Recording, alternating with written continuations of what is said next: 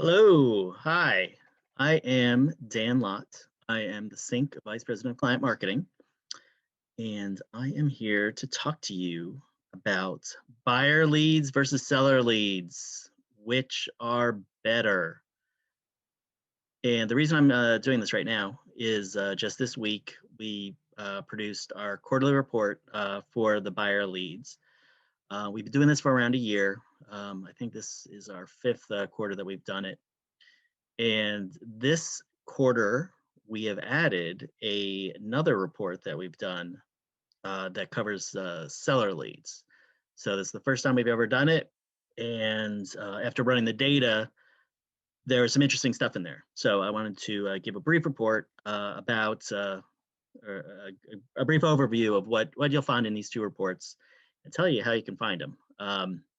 So without further ado, all right, so I know some of you are CINC clients out there, and some of you are, just joining us for the first time.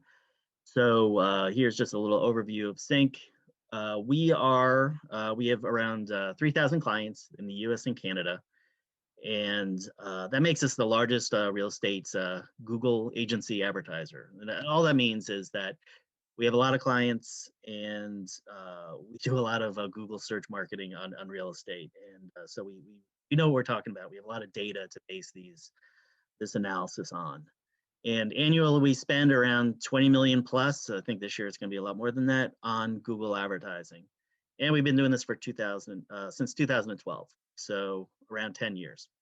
So again, we have a lot of data which we use to optimize accounts as well as to do analyses like these. Then going back to the question of what is better, Google seller leads versus buyer leads, and it is both. It depends on what you're looking for. If you are looking for listings, you should get seller leads. If not, then focus on buyer leads if you're interested in getting buyer clients. The data is going to show that seller leads are more expensive. They're around 3 times more expensive, at least in the first quarter. So you will get more leads on buyer leads. But if your goal is to get listings, then get seller leads. And if you're able to convert those leads into clients easier, then that's another reason to get seller leads. But first, we're going to start with analysis of buyers.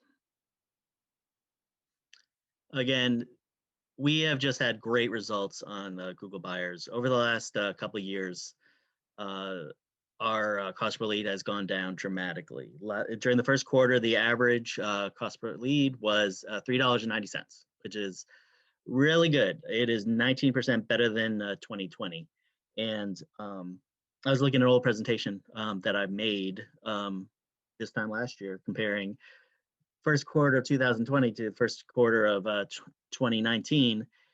And I was very excited that our performance last first quarter was, I think it was 10% or 12%, something like that, better than the preceding year. So if you compare us this quarter from 2 years ago, we're like 30% better, which is great. And that just means that for the same amount of money, you get a lot more leads. You get 30% more leads, or compared to last year, roughly 20% better, more leads. Which markets are lowest? All right, so Tampa wins the CPL Buyer Super Bowl. I apologize for that stupid heading, but yes, Tampa has by far, in the first quarter at least, the lowest cost per lead of any major city. And this is when we say major city, what we go after, it's called the CBSA, the core based statistical area, is what we use as our foundational point of reference. And we look at, for the major cities, we look at for the top 20 markets. So of those, Tampa is the cheapest by far at $2.63, followed by Houston, Atlanta, and Miami. So we're all down in the south. And then, Baltimore, St. Louis, New York, Chicago, Dallas, Philadelphia. But these are all really good cost per leads. But the best ones are in Tampa and Houston. And that's going to be, I'm going to show you some information about that later on, which is quite interesting. All right, so those are the big cities. Small cities. Generally, small cities have lower cost per leads. And this shows, these are the outliers and that these are by far the cheapest ones, but Waco is at 75 cents. Columbus, Georgia is at $1.39, and Beaumont, Texas with Port Arthur is $1.42. So yeah, you're not going to get much cheaper than this. These are very affordable cost per leads. So, but these are the good cost per leads. What about the ones with bad cost per leads? They're not the lowest. It doesn't really matter. These the cost per leads are currently on buyer are really affordable just by historical standpoints. $3.90 is great, and the worst of the top 20 cost per leads was $7.12. That's the worst of the top 20, and that is San Francisco. And San Francisco has, I don't have the data in front of me, but it has I would assume the highest real estate prices in the U.S. And so generally there's a correlation between cost per lead on the buyer side with the average home price in a market. And looking at that $7.12, that is roughly half of what it was just a couple years ago. So it is. I was looking at these CPLs and things like San Diego has always been one of our toughest markets, and currently the cost per lead is like $5.20, like that, which is it would have been unheard of before. That was always one of the cities where we struggled. Okay, that's the buyer. Here's the seller. Seller historically is more expensive than buyer, and the price is inching up. It was during the first quarter, it was $12.18. The corresponding quarter of last year, I think it was like $9.75. So it's up, I guess 20%. So it's getting up there. And the reason is because it's becoming a lot more competitive. We have more CINC clients on seller leads than ever before. And it's not like CINC is causing the cost per lead to go up. It's just there's a lot of other companies out there that are seeking seller leads. So they are increasing the ad spend. Other companies are increasing the ad spend, which causes the cost per click and then the cost per lead to go up. Who are the good ones? The seller dwellers in seller lead prices, that is. The least expensive. Some of these are pretty close to what they were in the buyer leads. So, which is interesting. The cheapest is Baltimore. Charm City is $5.73, followed by New York, Detroit, St. Louis, and Chicago. But again, they're inching up. The average is I think it was $12.50. It was in the 12s, and so we've already at the mean there. And so this is the big market, and you'll see with the small market a lot cheaper. So if you are an agent in a secondary market and you are looking for inexpensive seller leads, they are out there. And Fayetteville, Arkansas, the home of the University of Arkansas, nice town, is 53 cents for a seller lead, which is crazy low. Followed by Baton Rouge, home of LSU, another nice town, $3.93. And Kansas City is number 4, and that's a pretty big city, and that's $4.29. So, there's opportunities out there for really cheap cost per leads. But it's also, when you think about like what is the value of a lead, if you're able to spend $20 to get a lead and that becomes a listing appointment, a listing client, then it's by far worth it. And so here we're going to go over what some of these more expensive markets are. And what's interesting is there's a big gap between the cheap ones and the less cheap ones. All right, some sellers are not very low. And this is interesting in that what was the least expensive buyer lead? Anybody? Anybody? It was Tampa had the least expensive buyer lead, but it has the most expensive seller leads, which shows that people are looking to people are looking to buy homes in Tampa, and not a lot of people are looking to sell their homes in Tampa. So that's bidding up the fact that people don't want to sell. That's um, bidding up the price of the fact that people want to buy homes there drives down the cost per lead for the buyer, but the fact that they don't want to sell is driving it up for the seller.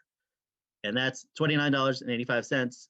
That's a big number, but again, if you're able to get a listing appointment from it, and then it's worth it. So it's just you have to look at it. And some of these are some of the markets that we've saw before on the less expensive buyer leads. But this next slide is the most exciting slide yet. So hold on to your seats. Better on buyer or seller. This, I'm going to push you to try to download these market reports that I've done because I think they're great. There's a lot of data in there. This summarized the top 20 markets. And what was striking about this was what I just said about Tampa. If you look at Tampa, the cost per lead for buyer is $2.63. For seller, it is $29.85.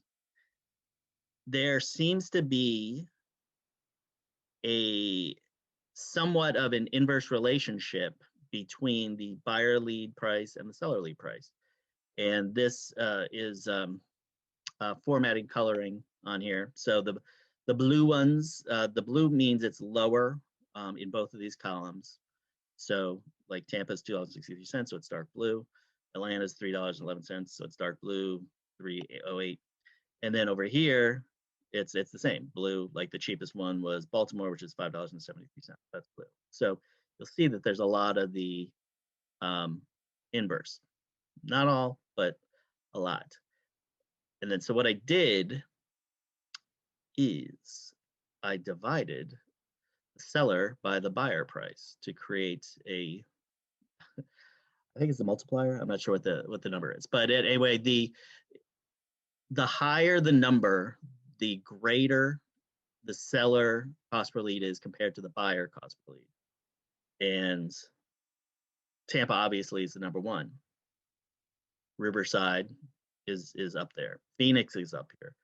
Houston, Dallas, Los Angeles.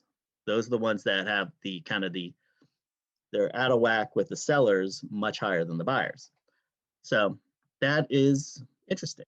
So I was thinking, what does this say about these markets? So I went to a third-party resource, which I'm not really sure how. Anyway, so a website which talked about what are going to be the hot markets in 2021, or this actually the article came out like a week ago. So what going forward are going to be the hot real estate markets for the rest of 2021, and which are going to be the underperformers, the ones who went up a lot last year but aren't going up this year. So the overperformers, the ones who are going to be good, you'll notice there's a very strong correlation between the ones where it's blue with where it's overperforming. Like Tampa is going to overperform. That's blue. Phoenix and Tampa were the top two.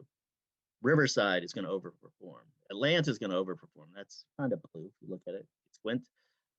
Miami kind of is not in the same, kind of is not right. But Washington is going to overperform. Houston, Dallas, and the underperformers, Los Angeles is kind of an outlier, but New York is red, shows red up there. That's going to underperform. Boston's going to underperform. San Francisco's going to underperform. Detroit and Seattle. The ones that don't have anything, they were just weren't on the list. So I think it's really interesting that maybe this is some sort of economic research firm or real estate economist who produced this list. Maybe this is something that they're looking for. I don't know how they would have the seller lead data specifically in regards to the buyer leads, but I think that's interesting stuff. Especially that Tampa thing. I thought that was really wild. Anyway, you can find all this great information in there's a couple downloads. The buyer is online. The seller will be online by the time you watch this. And if you want more information about CINC and what we can do, how we're able to get these low cost per leads for you, just go to www.cincpro.com, or to download the report, go to blog.cincpro.com.